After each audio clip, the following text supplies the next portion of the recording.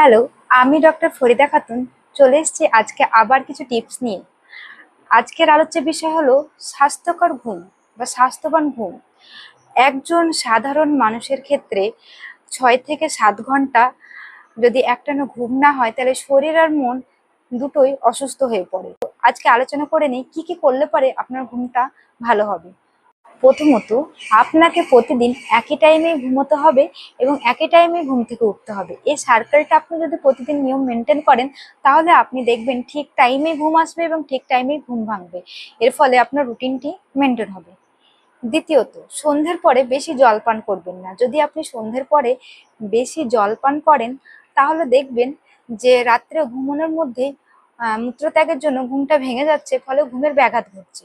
সেই জন্য সন্ধ্যে 7টা থেকে 8টার পরে বেশি জলপান করবেন না। যতটা প্রয়োজন ততটাই করবেন, তার বেশি করবেন না। আর সেই সঙ্গে রাত্রে বেশি পরিমাণে খাবার খাবেন না। অনেকেই আছে রাত্রে গলা পর্যন্ত খাবার খান, সেটা কিন্তু মোটেও করবেন না। আবার অনেকেই আছে যে রাত্রে খাবার খান না, খালি পেটে ঘুমিয়ে যান, এটাও করবেন না। রাত্রে যদি বেশি খাবার খান বা খালি পেটে ঘুমিয়ে যান এতে গ্যাস্ট্রিকের সমস্যা দেখা দেয়, ফলে ঘুম হতে অসুবিধা হয়। সেই জন্য রাত্রে আপনাকে করতে হবে কি, হালকা খাবার খেতে হবে।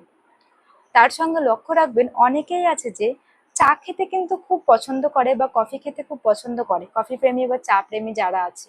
তো চেষ্টা করবেন বিকেলের পরে চা বা কফি খাবেন না। কারণ হচ্ছে আমাদের শরীরে চা বা কফি 7 থেকে 8 ঘন্টা থাকে, ফলে এটি রক্তে থাকার কারণে আমাদের ঘুম হতে ডিস্টার্ব করে। সেই জন্য বিকেলের পরে চা বা কফি খাবেন না।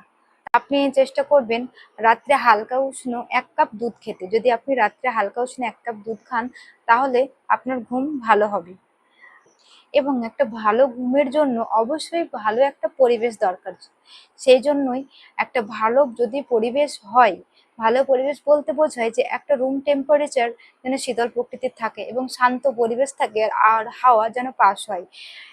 গরম এবং বদ্ধ রুমে কখনোই ভালো ঘুম হয় না। সেই জন্য শান্ত এবং শীতল রুম প্রয়োজন হয়। তারপর এক্সারসাইজ। আপনি যদি এক্সারসাইজ করেন আর সারাদিনে যদি আপনি 30 মিনিট হাঁটেন তাহলে রাত্রে আপনার ঘুম ভালো হবে। এবং রাত্রেবেলা আপনি নিঃশ্বাস প্রশ্বাসের যে মেডিটেশন আছে সেই ব্যায়াম যদি আপনি করেন, হালকা ব্যায়ামগুলো, তাহলে কিন্তু আপনার ঘুম ভালো হবে। কিন্তু রাত্রে লক্ষ্য রাখবেন কখনোই ভারী ব্যায়াম করবেন না। এবং 20 থেকে 30 মিনিট যদি আপনি সূর্যের আলোতে থাকেন তাহলে রাত্রে মেলানিন হরমোন, যেটা আমাদের ঘুমে সাহায্য করে, সেটা নিঃসরণ হতে হেল্প করে, ফলে আমাদের ঘুম ভালো হয়। আপনাকে এটাও লক্ষ্য রাখতে হবে যে ঘুমানোর ঠিক আগে 1 ঘন্টা আগে ল্যাপটপ, মোবাইল বা টিভি এই জাতীয় কোনো জিনিস ইউজ করা যাবে না। কারণ এটা যদি ইউজ করেন তাহলে